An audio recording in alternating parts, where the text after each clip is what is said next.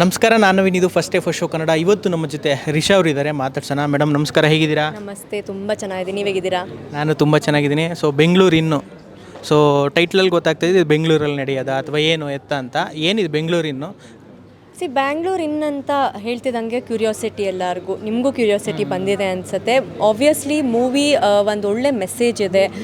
ಈಗಿನ ಜನ್ರೇಷನಲ್ಲಿ ಏನೇನು ನಡೀತಾ ಇದೆ ಅಂದಾಗ ನೀವು ನೋಡ್ತೀರಾ, ಮೇ ಬಿ ನಿಮ್ಮ ಲೈಫಲ್ಲೂ ನಡೆದಿರ್ಬೋದೇನೋ, ಅಥವಾ ನಿಮ್ಮ ಫ್ರೆಂಡ್ಸ್ ಯಾರೋ ಕರ್ಕೊಂಡು ಬಂದಿರ್ತೀರಾ ಅನ್ಕೊಳ್ಳಿ. 4 ಜನದಲ್ಲಿ ಪಕ್ಕ ಒಂದಿಬ್ಬರು ಲೈಫಲ್ಲಿ ನಡೆದಿರುತ್ತೆ ಸಿಚುವೇಶನ್. ಈಗ ಕರೆಕ್ಟ್ ಅಲ್ವಾ, ನನ್ನ ಲೈಫಲ್ಲಿ ಹಿಂಗೆ ನಡೆದಿದೆ, ಆ ಥರ ರಿಲೇಟ್ ಮಾಡ್ಕೊಳ್ಳೋ ಅಂಥ ಮೂವಿ ಇದು.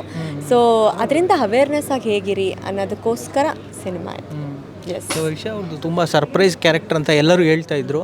ಸೊ ಹೆಂಗಿರುತ್ತೆ, ಆಮೇಲೆ ಎಲ್ಲ ಬಿಗ್ ಬಾಸ್ ಸ್ಪರ್ಧೆಗಳೇ ನೀವು ಇದ್ದೀರಾ ಸಿನಿಮಾದಲ್ಲಿ. ಸೊ ಬಿಗ್ ಬಾಸ್ ಫ್ಯಾನ್ಸ್ಗೆ ತುಂಬ ಇಷ್ಟ ಆಗುತ್ತೆ ಅಂತ ಸಿನಿಮಾ. ಡೆಫಿನೆಟ್ಲಿ ಹಾನೆಸ್ಟ್ಲಿ ಹೇಳಬೇಕಂದ್ರೆ ಇಷ್ಟ ಅಂತೂ ಆಗೇ ಆಗುತ್ತೆ. ಯಾಕಂದರೆ ಇದು ಬಿಗ್ ಬಾಸ್ಗಿಂತ ಮುಂಚೆ ಮಾಡಿದ್ದ ಸಿನಿಮಾ. ಈ ಸಿನಿಮಾ ಯಾಕೆ ಹತ್ತಿರ ಅಂತ ಹೇಳಿದ್ರೆ, ನಾನೀಗ ಮೇ ಬಿ ಒಂದು 5-6 ಸಿನಿಮಾ ಮಾಡಿದ್ದೀನಿ ಇವಾಗ.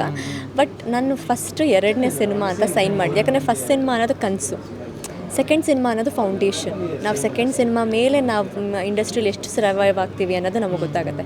ಸೊ ಆವಾಗ ನಾನು ಧರ್ಮವ್ರ ಜೊತೆ ಮಾಡ್ತೀನಿ ಅಂದಾಗ ಐ ಫೆಲ್ಟ್ ಎಲ್ಲೋ ಒಂದು ಕಡೆ ಒಂದು ಧೈರ್ಯ ತುಂಬಿತು ನನಗೆ. ಓಕೆ, ನಾನು ಮಾಡಬಲ್ಲೆ ಅಂತ ಹೇಳಿ. ಎಲ್ಲೋ ಬಂದು ಹೋಗೋವಂಥ ಕ್ಯಾರೆಕ್ಟರ್ ಅಂತೂ ಖಂಡಿತ ಅಲ್ಲ. ಒಂದು ಸ್ಟ್ರಾಂಗ್ ಇರೋ ಕ್ಯಾರೆಕ್ಟರ್. ನನ್ನ ಪಾತ್ರದ ಮೂಲಕ ಮೇ ಬಿ ಜನನ ಪಡ್ಕೊತೀನಿ ಅನ್ನೋದು ಇದೆ, ಅಥವಾ ಜನಕ್ಕೆ ಶಾಕಿಂಗೂ ಕೊಡ್ಬೋದು. ರಿಷಾ ಎಷ್ಟು ಚೆನ್ನಾಗಿ ಅಭಿನಯ ಮಾಡ್ತಾರಾ ಅಂತ ಹೇಳಿ. ಸೊ ಕ್ಯೂರಿಯಾಸಿಟಿಗೆ ವೆಯ್ಟ್ ಮಾಡ್ತಾ ಇದ್ದೀನಿ. ಹೇಗಿದೆ life after Bigg boss?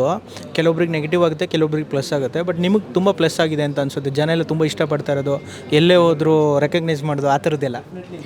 Definitely ಎಲ್ಲರಿಗೂ ಪ್ಲಸ್ ಆಗುತ್ತೆ. ಯಾಕಂದರೆ ಅದೊಂದು ಪ್ಲ್ಯಾಟ್ಫಾರ್ಮ್ ಆ ಥರ ಇದೆ. Thank you so much Bigg ಬಾಸ್ಗೆ ಆ್ಯಕ್ಚುಲಿ ಆ ಪ್ಲ್ಯಾಟ್ಫಾರ್ಮ್ ಇಷ್ಟು ಬೇಗ ನನ್ನ ಲೈಫಲ್ಲಿ ಸಿಕ್ಕಿದ್ದು. ಯಾಕಂದರೆ ಬಂದಿದ್ದವರಲ್ಲಿ ಅಷ್ಟರಲ್ಲೂ ಮೇ ಬಿ ನನಗೆ ಅನಿಸುತ್ತೆ ತುಂಬ ಬೇಗ ಸಿಕ್ಕಿದ್ದು. 2 ವರ್ಷ 3 ವರ್ಷ ಆಗಿದೆ ನಾನು ಅಷ್ಟೇ ಇಂಡಸ್ಟ್ರಿಗೆ ಬಂದು. ತುಂಬ ಸ್ಟ್ರಗಲ್ ಮಾಡ್ತಾರೆ ಅಂತ ಪ್ಲ್ಯಾಟ್ಫಾರ್ಮ್ಗೆ ಹೋಗೋಕ್ಕೆ. ಎಲ್ಲರೂ ಒಂದು 5 ವರ್ಷ ಅಥವಾ ಇನ್ನೊಂದಷ್ಟು ರಿಯಾಲಿಟಿ ಶೋಗಳು, ಸಿನಿಮಾಗಳು ಮಾಡಿಕೊಂಡು.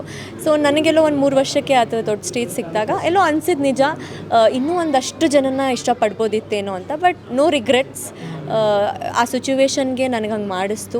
ಅದರಿಂದ ಇವಾಗ ಕಲ್ತ್ಕೊಂಡು ನನಗೆ ನಾನು ಅಪ್ಗ್ರೇಡ್ ಮಾಡ್ಕೊಂಡು ಹೋಗಬೇಕು. ಯಾಕಂದರೆ ಇವತ್ತು ಹಿಂಗಿದೆ ಅಂತ ಹೇಳಿಬಿಟ್ಟು ನಾಳೆ ನಾನು ಇನ್ನೊಂದು ಕಡೆ ಹೋದಾಗ ಇನ್ನು ಫ್ಯೂಚರ್ ಪ್ಲ್ಯಾನ್ಸ್ಗಳು ನಾನು ಹೇಳಿದ್ರೆ ಮೇ ಬಿ ಎಲ್ಲೋ ಕರ್ನಾಟಕ ಜನ ಇನ್ನೂ ತುಂಬ ಸಪೋರ್ಟ್ ಮಾಡ್ತಾರೇನೋ. ಆ ಟೈಮ್ ಬಂದಾಗ ರಿವೀಲ್ ಮಾಡ್ತೀನಿ. ತುಂಬ ಒಳ್ಳೊಳ್ಳೆ ಕೆಲಸಗಳು ಮಾಡ್ತೀನಿ. ನನಗೆ ಇಡೀ ಇಂಡಿಯಾನ, ಕರ್ನಾಟಕನ ಎಲ್ಲೋ ಬೇರೆ ಕಡೆ ತೊಗೊಂಡೋಗ್ಬೇಕು ಅನ್ನೋ ಆಸೆ. ಆ ಥರ ಆಪರ್ಚುನಿಟೀಸು ಕೂಡ ನನಗೆ ಸಿಗ್ತಾ ಇದೆ. ಇಟ್ ಈಸ್ ನಾಟ್ ಓನ್ಲಿ ನಾನು ಇಲ್ಲೇ ಇರಬೇಕು ಅಥವಾ ಇಲ್ಲೇ ಮಾಡಬೇಕು ಅಂತ, ದೊಡ್ಡ ಮಟ್ಟಿಗೆ ತೊಗೊಂಡೋಗ್ಬೇಕನ್ನೋ ಆಸೆ. ಅವತ್ತು ಇಷ್ಟಪಡ್ತಾರೆ ಅನಿಸುತ್ತೆ ಇನ್ನೂ ಚೆನ್ನಾಗಿ. ಬಟ್ ಐಡೆಂಟಿಟಿ ಡೆಫಿನೆಟ್ಲಿ ರಿಷಾಗಿ ಐಡೆಂಟಿಫೈ ಮಾಡಿದ್ದಾರೆ. ಅದಕ್ಕೆ ಬಿಗ್ ಬಾಸ್ಗೆ ಥ್ಯಾಂಕ್ ಯು.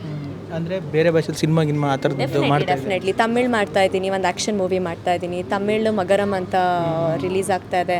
ಸೊ ತೆಲುಗುನೂ ಮಾಡ್ತಾ ಇದ್ದೀನಿ. ನಾನು ಮುಂಚೆ ಜೆನಿಲಿಯಾ ಮ್ಯಾಮ್ ಜೊತೆ ಮಾಡಿದ್ದೆ. So I am a 3 language star. ನನಗೆ ಹೇಳಬೇಕಂದ್ರೆ ಒಂದು Kannada, Telugu, Tamil. But god grace ಮೊನ್ನೆ ಒಂದು ಯಾವುದೋ ಹಿಂದಿದು ಕೇಳಿದ್ರು. ಸೊ ನಾನು ಥಿಯೇಟರ್ ಆರ್ಟಿಸ್ಟ್ ಅಂತ ಹೇಳ್ತೀನಿ. ನಾನು ನೆಕ್ಸ್ಟ್ ಟೈಮಿಂದ ನಾನು ಆ ಆರ್ಟಿಸ್ಟ್ ಈ ಆರ್ಟಿಸ್ಟ್ ಅಂತ, ನಾನು ರಂಗಭೂಮಿ ಕಲಾವಿದೆ ಅಂತಲೇ ನಾನು ಹೇಳೋದು. ಯಾವ ಭಾಷೆ ನನಗೆ ಹೊಲಿದು ಬರುತ್ತೋ ಆ ಭಾಷೆಯಲ್ಲಿ ನಾನು ಅಭಿನಯ ಮಾಡ್ತೀನಿ. ಆಫ್ಟರ್ ಬಿಗ್ ಬಾಸು ಅಲ್ಲಿ ತುಂಬ ಫ್ರೆಂಡ್ಸ್ ಆಗಿದ್ದರೆ ಹೊರಗಡೆ ಬಂದಮೇಲೆ ಫ್ರೆಂಡ್ಶಿಪ್ ಕಂಟಿನ್ಯೂ ಆಗಿದೆಯಾ? ಯಾರು ಟಚ್ಚಲ್ಲಿದ್ದಾರೆ, ಯಾರು ಟಚ್ಚಲ್ಲಿಲ್ಲ, ಆ ಥರದ್ದು?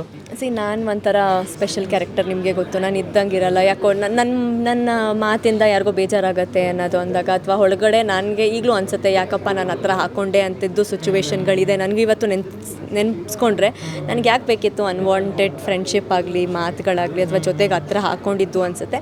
ಬಟ್ ಆ ಸಿಚುವೇಶನ್ ಮೇ ಬಿ ನಾವು ಮಾಡ್ಕೊಳ್ಳೋ ತಪ್ಪಿಂದ ನಾವು ಕಲ್ತ್ಕೋಬೇಕು. ಹೊರಗಡೆ ಬಂದು I was damn clear. I would have played more strong. But ಹೇಳ್ತೀವಲ್ವಾ, ಸ್ಟ್ರಾಂಗ್ ವುಮೆನ್ಸ್ನ ಅಪ್ರಿಷಿಯೇಟ್ ಮಾಡೋದು ತುಂಬ ಕಡಿಮೆ. ಇಟ್ಸ್ ಪರವಾಗಿಲ್ಲ, ಬೇಜಾರಿಲ್ಲ. ಬಟ್ ಇಷ್ಟು ಸ್ಟ್ರಾಂಗ್ ಆಗಿರೋದಕ್ಕೇ ಇಲ್ಲಿವರೆಗೂ ಬಂದು ನಾನು ಹೆಮ್ಮೆಯಿಂದ ಹೇಳ್ತೀನಿ, ಯಾವುದೇ ಒಂದು ಬ್ಯಾಡ್ ಹ್ಯಾಂಡ್ಸ್ ಆಗಲಿ ನನಗೆ ಆ ರೂಟ್ ಕರ್ಕೊಂಡೇ ಹೋಗಿಲ್ಲ. ಒಳ್ಳೆ ಹೆಮ್ಮೆಯಿಂದ ಹೇಳ್ತೀನಿ, ಬನ್ನಿ ಇಂಡಸ್ಟ್ರಿಗೆ, ಹುಡುಗಿರು ಬನ್ನಿ, ಸ್ಟ್ರಾಂಗ್ ಆಗಿರಿ, ಹೆಮ್ಮೆಯಿಂದ ಇರಿ. ಯಾರೋ ಬೇಜಾರು ಮಾಡ್ಕೊತಾರೆ ಅಥವಾ ಇನ್ನೊಂದು 4 ಜನ ಟ್ರೋಲ್ ಮಾಡ್ತಾರೆ ಅಂತ ಮಾತಾಡದೇ ಇರಬೇಡಿ. ಯಾಕಂದರೆ ನಾನು ಇಲ್ಲಿವರೆಗೂ ಬಂದಿದ್ದೀನಿ ಅಂದರೆ ಗುಡ್ ಹ್ಯಾಂಡ್ಸ್ ಜೊತೆ ಐ ವರ್ಕ್ ಬಂದಿದೆ ನನ್ನ ಇಲ್ಲಿವರೆಗೂ. ಸೊ ನನ್ನ ನನ್ನ ಶಕ್ತಿ ನಾನು ಹೇಳ್ತೀನಿ. ಯಾಕಂದರೆ ನಾನು ಯಾರಿಗೂ ಹೆದರಲ್ಲ. ಖುಷಿ ಇದೆ. It's okay. ನನಗೇನಂದರೆ ಇನ್ನೊಂದು ರಿಷಾ ಆಗಿ ಹೇಳಬೇಕಂದ್ರೆ, ಯಾರ ತಟ್ಟೆಲ್ಲೂ ನಾನು ಆಸೆ ಪಡಲ್ಲ. ಅವ್ರವ್ರ ತಟ್ಟೆ ಅವ್ರವ್ರಿಗೆ ಸಿಗುತ್ತೆ. ನನಗೇನು ಸಿಗುತ್ತೆ ಅದನ್ನು ಯಾರೂ ಕಿತ್ಕೊಳ್ಳೋಕ್ಕಾಗಲ್ಲ. ಅವ್ರಿಗೇನು ಸಿಕ್ಕಿದೆ ಅದು ಅವ್ರ ಅದೃಷ್ಟ. ಸೊ ನನಗೇನು ಸಿಕ್ಕಿದೆ ನನಗೆ ಒಂದು ಹೆಸರು ಬೇಕಿತ್ತು, ಇಡೀ ಕರ್ನಾಟಕ ಜನಕ್ಕೆ ಗೊತ್ತಾಗಬೇಕಿತ್ತು. ಅದು ಗೊತ್ತಾಗಿದೆ.